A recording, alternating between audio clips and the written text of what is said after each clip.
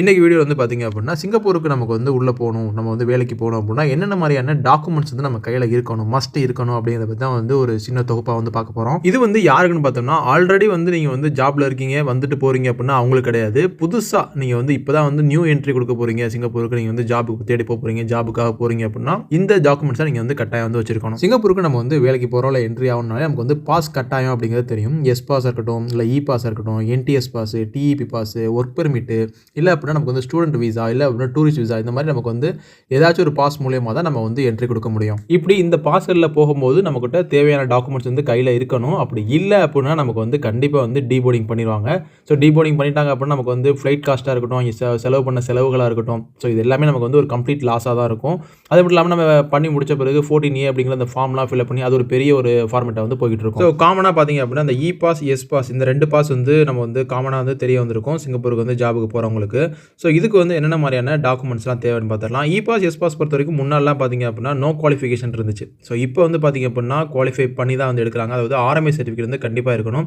Qualified persons மட்டும் தான் வந்து எடுக்கிறாங்க. ஸோ அதனால் வந்து ஆர்எம்ஐ சர்டிஃபிகேட் கண்டிப்பாக வந்து நீங்கள் வந்து ரெடி பண்ணி வச்சுக்கோங்க. ஸோ ஆர்எம்ஐ சர்டிஃபிகேட் நம்ம வந்து எப்படி ரெடி பண்ணலாம், நம்ம ஓனாக ரெடி பண்ணலாம் அப்படிங்கிற வீடியோ நம்ம சேனலில் வந்து போட்டிருக்கோம், செக் பண்ணி பாருங்கள். ஸோ இந்த ஆர்எம்ஐ சர்டிஃபிகேட்டுக்கு அப்புறமா பார்த்தீங்க அப்படின்னா ஐபிஏ அப்படின்னு சொல்லுவாங்க. ஐபிஏனா ஒன்றும் இல்லை, விசா தான். இந்த விசா வந்து பார்த்தீங்க அப்படின்னா கண்டிப்பாக இருக்கணும்.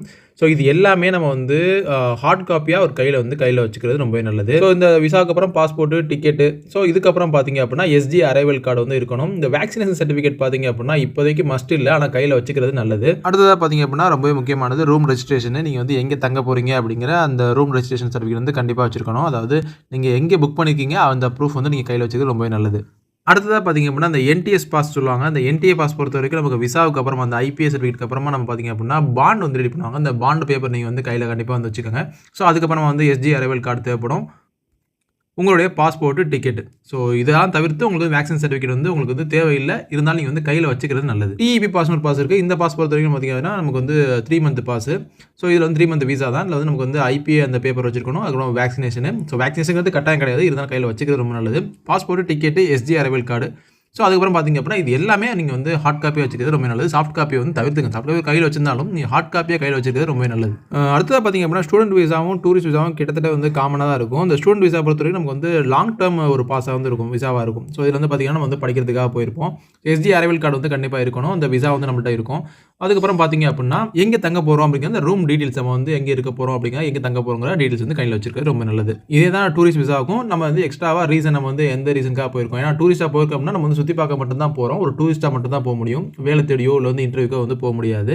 ஸோ அதுக்கப்புறம் பார்த்தீங்கன்னா ரூட் டீட்டெயில்ஸ் வந்து கையில் வச்சுக்கிறது ரொம்ப நல்லது. ஸோ இப்போ நம்ம சொன்ன டீட்டெயில்ஸ் எல்லாமே நீங்கள் வந்து கரெக்டாக வச்சுக்கோங்க. நீங்கள் வந்து எந்த பாஸில் போக போகிறீங்க, எந்த பாஸுக்கு எந்த மாதிரி டாக்குமெண்ட்ஸ் தேவைப்படும் அப்படிங்கிறத நீங்கள் பார்த்து கரெக்ட் பண்ணி வச்சுக்கிட்டு போனால் தான் ரொம்ப நல்லது. ஸோ இல்லை அப்படின்னா நீங்கள் வந்து டீபோர்ட் பண்ணப்பட்டுருவீங்க. டீபோர்ட் பண்ணப்பட்டால் உங்களுக்கு எல்லாமே வந்து அந்த ட்ராவல் பேக்கேஜ் எல்லாமே கம்ப்ளீட்டாக வந்து உங்களுக்கு லாஸ்ட்டில் முடிஞ்சிடும். இப்போ நம்ம லிஸ்ட் பண்ண இந்த பாஸ்லாம் தவிர்த்து நீங்கள் வந்து பார்த்தீங்க அப்படின்னா பிசிஎம் இருக்குது, ஷிப்யார்ட் பாஸ் இருக்குது, இல்லை வந்து டெஸ்டிங் அடிச்சு போகிறது இருக்குது. ஸோ இதுக்கெல்லாம் என்னென்ன மாதிரியான டாக்குமெண்ட்ஸ் தேவைப்படும், அது கொஞ்சம் பெரிய ப்ராசஸாக இருக்கும். அது அடுத்த வீடியோ வந்து கண்டிப்பாக வந்து போஸ்ட் பண்ணுறோம். இந்த வீடியோவை சிங்கப்பூருக்கு ஜாப் தேடி போகிற உங்கள் ஃப்ரெண்ட்ஸுக்கு இல்லை ஜாப் தேடி இருக்கும் உங்கள் ஃப்ரெண்ட்ஸ் உறவினர்களுக்கு கண்டிப்பாக இந்த வீடியோ ஷேர் பண்ணுங்கள், பயனுள்ளதாக இருக்கும்.